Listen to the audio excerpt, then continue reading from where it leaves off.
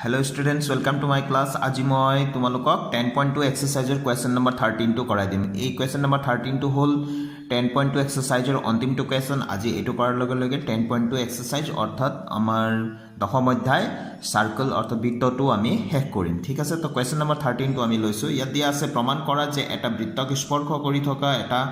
চতুৰ্ভুজৰ বিপৰীত বাহুবোৰে বৃত্তটোৰ কেন্দ্ৰত সন্মুখকৈ সম্পূৰক কোণ কৰে। তো স্টুডেন্টস ইয়াতে নিশ্চয় ছবি এটা দেখা পাই আছা, চিত্ৰ এটা। ইয়াৰ ভিতৰত বৃত্ত এটা আছে, চোৱা ও যাৰ কেন্দ্ৰ ও কেন্দ্ৰীয় বৃত্ত এটা আঁকা হৈছে আৰু চতুৰ্ভুজটোৰ নাম দিয়া হৈছে A B C D. A B C D চতুৰ্ভুজটোৱে বৃত্তটোক ও কেন্দ্ৰীয় বৃত্তটোক পি কিউ আৰ আৰু এছ বিন্দুত স্পৰ্শ কৰি আছে, মানে ইয়াত টাচ হৈ আছে। দেখিছানে বাহুকেইটা? এই বাহুটো এনেকৈ পি বিন্দুত টাচ হৈ আছে, সেইধৰণে এই বাহুটো কিউ বিন্দুত, একেধৰণে এইফালে চি ডি বাহুটো আৰ বিন্দুত আৰু ডি এ বাহুটো এছ বিন্দুত স্পৰ্শ কৰি আছে। এতিয়া আমি প্ৰমাণ কৰিব লাগে যে আমাক কৈছে যে এটা চতুৰ্ভুজৰ বিপৰীত বাহুবোৰে বৃত্তটোৰ কেন্দ্ৰত সন্মুখকৈ সম্পূৰক কোণ কৰে বুলি কোৱা হৈছিল। আমি সেইটো প্ৰমাণ কৰিব লাগে। তো চতুৰ্ভুজৰ বাহু এ বি বাহুটোৱে কেন্দ্ৰৰ লগত যিটো কোণ কৰে, অৰ্থাৎ এ বি বাহুটোৰ প্ৰান্ত বিন্দু একেবাৰে সাইডত থকা এ বিন্দু আৰু বি বিন্দু, এই দুটাক যদি কেন্দ্ৰৰ সৈতে আমি সংযোগ কৰি দিওঁ তেনেহ'লে আমাৰ কি কোণ হয়? এ ও বি কোণ হয়, নহয় জানো? আৰু সেই ধৰণে ইয়াৰ এ বি বাহুৰ বিপৰীত বাহুটো কি আছে? চি ডি বাহুৱে কি কোণ কৰিব? চি ও ডি কোণ কৰিব। অৰ্থাৎ এ ও বি কোণ প্লাছ চি ও ডি কোণ এই দুটা মিলি কিমান হ'ব লাগে? 180 ডিগ্ৰী হ'ব লাগে। সম্পূৰক মানে হৈ গ'ল দুটা কোণৰ যোগফল 180 ডিগ্ৰী। তো সেই কথাখিনিয়ে মই এফালে লিখি দিম। এতিয়া আমি ইয়াতে লগে লগে আমি কি কৰিলোঁ, ইয়াত যিবিলাক স্পৰ্শ বিন্দু আছিলে স্পৰ্শ বিন্দুৰ সৈতে আমি এই ব্যাসাৰ্ধবিলাক টানি দিলোঁ। অ' পি, অ' কিউ, অ' আৰ, অ' এছ এইবিলাক টানি দিলোঁ। লগে লগে আকৌ অ' এ, অ' বি, অ' চি, অ' ডি এইবিলাকো সংযোগ কৰি লোৱা হৈছে। ঠিক আছে, এতিয়া ষ্টুডেণ্টছ এই কথাখিনিকে মই ইয়াত লিখি দিছোঁ। ধৰা হ'ল অ কেন্দ্ৰীয় বৃত্তটোক এ বি চি ডি চতুৰ্ভুজটোৱে ক্ৰমে পি কিউ আৰ আৰু এছ বিন্দুত স্পৰ্শ কৰিছে। অকণমান আগতে মই দেখাইছিলোঁৱে। প্ৰমাণ কৰিব লাগে যে এ অ' বি কোণ প্লাছ চি অ' ডি কোণ ইকুৱেল টু 180 ডিগ্ৰী, হয়নে? সম্পূৰক কোণ, বিপৰীত ফালে থকা কোণটো এ অ' বি কোণ আৰু চি অ' ডি, এইফালে এ অ' বি এইফালে চি অ' ডি, এই কোণটো আৰু এই কোণটো 180 ডিগ্ৰী হ'ব লাগে যোগ কৰিলে। আৰু বি অ' চি প্লাছ এ অ' ডি, এইফালে বি অ' চি এইফালে এ অ' ডি, এই কোণটো আৰু এই কোণটো এই দুটা মিলি আকৌ কিমান হ'ব লাগে? 180 ডিগ্ৰী হ'ব লাগে। সেইটো আমাক প্ৰমাণ কৰিব দিছে। অংকনত আমি বাকীখিনি কামবিলাক আমি লিখি দিলোঁ। অ' পি, অ' কিউ, অ' আৰ, অ' এছ, অ' এ, অ' বি, অ' চি, অ' ডি সংযোগ কৰা হ'ল। মই দেখাইছিলোঁ নহয়, অ' পি, অ' কিউ, অ' আৰ, অ' এছ, অ' এ, অ' বি, অ' চি, অ' ডি এইবিলাক গোটেইবিলাক সংযোগ কৰা হ'ল বুলি লিখি দিলোঁ। ঠিক আছে, এতিয়া আমি এই কোণবিলাকৰ নাম, ইয়াত যে কোণবিলাক আছে আমি এইখিনিৰ পৰা ষ্টাৰ্ট কৰোঁ। এৰ পৰা 1 নম্বৰ বুলি দিলোঁ,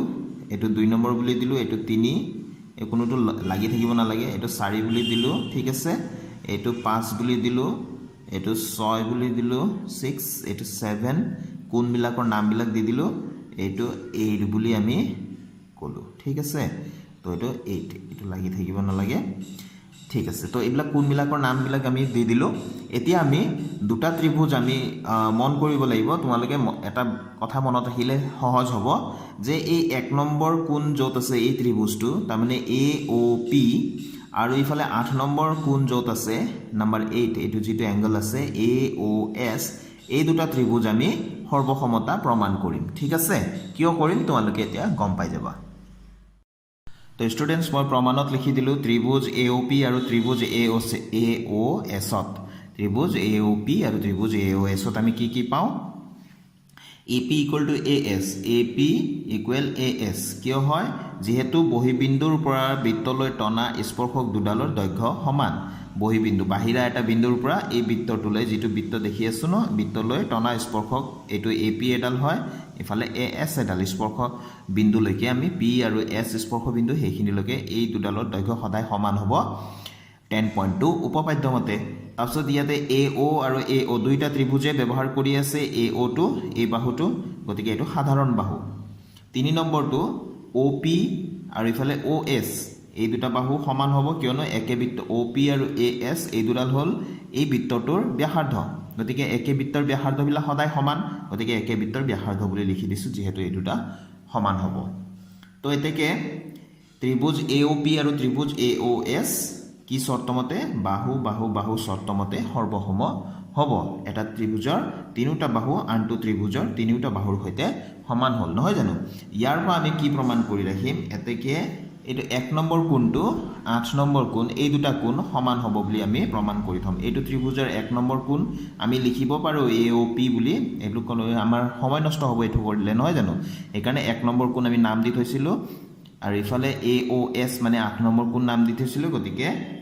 angle 1 equals angle 8 বুলি লিখিলে আমাৰ ভাল হ'ব এটো কিয় হয় যেহেতু ত্ৰিভুজ দুটা সৰ্বসম অনুৰূপ অংশবিলাকো সমান হ'ব গতিকে এটোক আমি লিখিম CPCT সৰ্বসম ত্ৰিভুজৰ অনুৰূপ অংশবোৰ সমান corresponding parts of congruent triangles are equal নহয় জানো তো এটো আমি লিখিলো একেদৰে বুলি আমি লিখিম এতিয়া এটো আমি যেহেতু প্ৰমাণ কৰিলো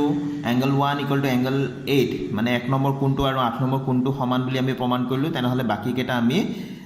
একেদৰে বুলি কৈ দিম একেদৰে আমি দেখাব পাৰো যে বুলি কৈ পেলাই angle 2 equal to angle 3 angle 4 equal to angle 5 angle 6 equal to angle 7 এনেকৈ আমি লিখি দিম ঠিক আছে তো মই ইয়াত লিখি দিলো angle 1 equal to angle 8 আমি প্ৰমাণ কৰিছিলো ইয়াক 1 নম্বৰ বুলি আমি দিলো তাৰ পিছত আমি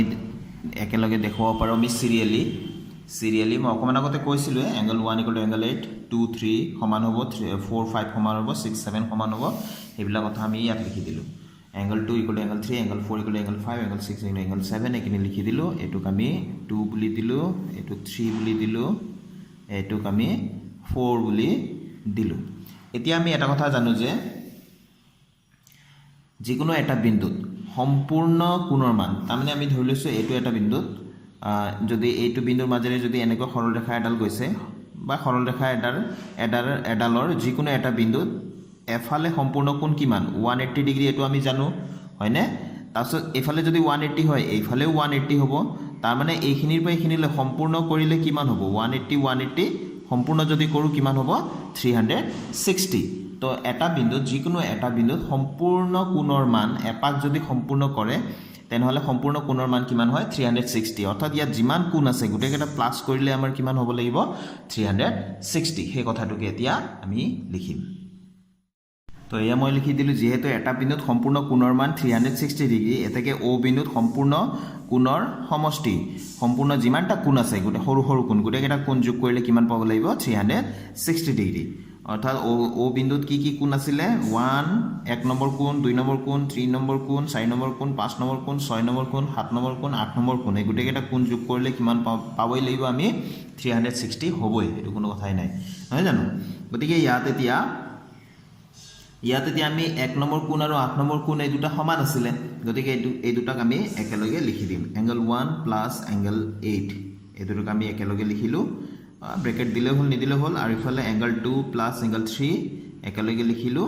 ব্ৰেকেট দিলো বুজিবৰ সুবিধা হ'ব angle 4 আৰু angle 5 ইকুৱেল আছিল নহয় জানো এই দুটাক একেলগে আমি ৰাখিলো আৰু ইফালে angle 6 আৰু angle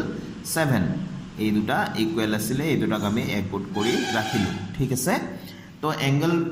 আমি যিবিলাক ইয়াতে আছে angle 1 plus angle 8 আছে এই দুটা সমান গতিকে 8 টো খলাই দিম 8 টোক আমি চেঞ্জ কৰিম আমি কি লিখিব পাৰো angle 1 বুলি লিখি দিম ঠিক আছে এই দুটাক আমি আৰু ইফালে angle 2 আৰু angle 3 ইকুৱেল তো আমি angle 2 টোক ৰাখিম 3 টোক চেঞ্জ কৰি পেলাই angle 2 কৰি দিম ঠিক আছে angle 4 টো আমি এতিয়া চেঞ্জ কৰি দিম 5 টো ৰাখিম angle 5 plus angle 5 ঠিক আছে তো এতিয়া তোমালোকে ভাবিব পাৰা যে ইয়াত 1 টো একে ৰাখিলো 8 টো হলালো ঠিক আছে 8 টো হলাই 1 কৰিলো ইয়াত 2 টো ৰাখিলো 3 টো হলাই 2 কৰিলো ইয়াতে 4 টো হলাই দিলো কিয় 4 টো হলালো তাৰমানে তোমাৰ যিকোনো হলাব পাৰিবা ইয়াতে 8 টো ৰাখিলা বলে 1 টো তুমি চেঞ্জ কৰি দিব পাৰা 8 কৰি দিব পাৰা ইয়াতে 3 টো ৰাখিলা বলে 2 টো চেঞ্জ কৰি দিব পাৰা 3 কৰি দিব পাৰা কিন্তু তোমাৰ টাৰ্গেটটো তুমি মনত ৰাখিব লাগিব তোমাৰ টাৰ্গেটটো কি আছিল ইয়াতে আমি কি প্ৰমাণ কৰিব লাগে AOB + COD = 180 নহলে বা BOC = AOD = 180 এতে AOB কোণ বুলি কওঁতে কি আছে প্ৰথমটোই আমি চাইছো বাৰু এটোৱে AOB কোণ বুলি কওঁতে কি আছে ইয়াত লক্ষ্য কৰা AOB ইয়াতে 1 আৰু 2 আছে আৰু ইয়াৰ বিপৰীত ফালে COD নহয় জানো COD বুলি কওঁতে কি আছে চোৱাচোন ইয়াত 5 আৰু 6 গতিকে 1 আৰু 2 আমি ৰাখিম এইফালে 5 আৰু 6 টো ৰাখিম বাকিখিনি আমি চেঞ্জ কৰিম কোনকেটা চেঞ্জ কৰিম তেনেহলে 3 4 7 আৰু 8 টো আমি চেঞ্জ কৰিম নিশ্চয় বুজি পাইছা যদি তুমি এইটো কৰিবা BOC + AOD = 180 BOC বুলি কওঁতে এয়া BOC বুলি কওঁতে 3 আৰু 4 আছে গতিকে 3 আৰু 4 টো ৰাখিম হয়নে এইফালে AOD বুলি কওঁতে 8 আৰু 7 আছে 8 আৰু 7 টো ৰাখিম বাকিকেটা চেঞ্জ কৰিম হয়নে কথাটো তেনেকুৱা নিশ্চয় বুজি পাইছা কথাটো এতিয়া আমি যেহেতু প্ৰথমটো চাই আছো AOB + COD তো 1 আৰু 2 ইফালে 5 আৰু 6 একেটা ৰাখিম 1 2 5 6 টো ৰাখিম তাৰ মানে কোনকেটা আমি চেঞ্জ কৰি দিম 3 4 7 and 8 একেটা আমি চেঞ্জ কৰিম ঠিক আছে নিশ্চয় বুজি পাইছা একেবাৰে সহজ কথা এটো তো ইয়াতে 1 ৰাখিলো 2 ৰাখিলো 5 টো ৰাখিলো 7 টো ৰাখিম 6 টো ইয়াতে বাকিকেটা 8 চেঞ্জ কৰিলো 3 টো চেঞ্জ কৰিলো 4 টো চেঞ্জ কৰিলো এতিয়া ইয়াতে 6 টো ৰাখিম 7 টো চেঞ্জ কৰিম নহয় জানো এতিয়া ইয়াতে 6 ৰাখিলো আৰু 7 ৰ ঠাইত 6 বুলি লিখিব পাৰো কিয়নো আমি ইতিমধ্যে প্ৰমাণ কৰি থৈছো ইয়াতে 360 কোৰ পা চেঞ্জ কৰিলে হেতু লিখিব লাগিব কোৰ পা আমি চেঞ্জ কৰিছো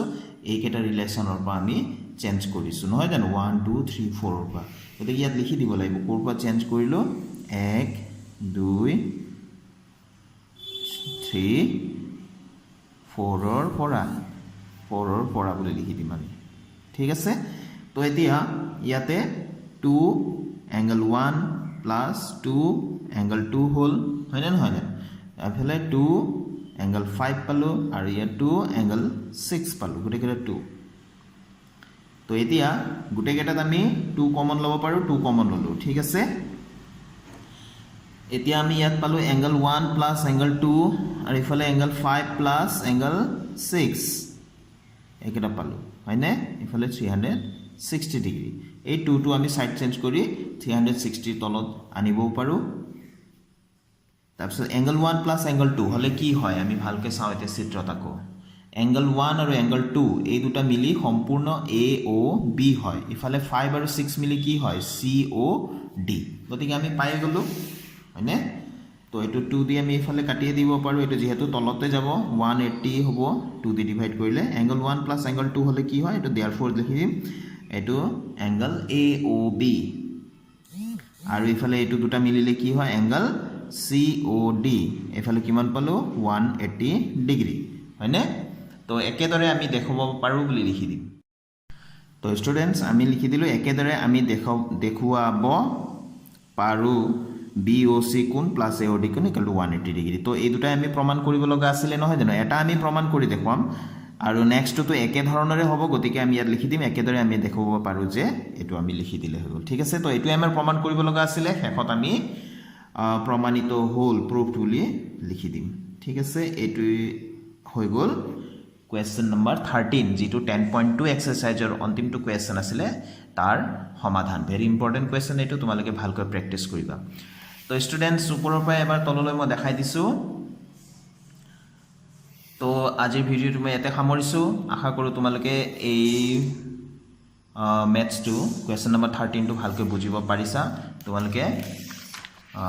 তো এনে ধৰণে তোমালোকে মোৰ চেনেল চাই থাকিবা কিবা অসুবিধা থাকিলে কমেন্ট সেকশনৰ জৰিয়তে মোক question কৰিব পাৰা thank you students keep watching my channel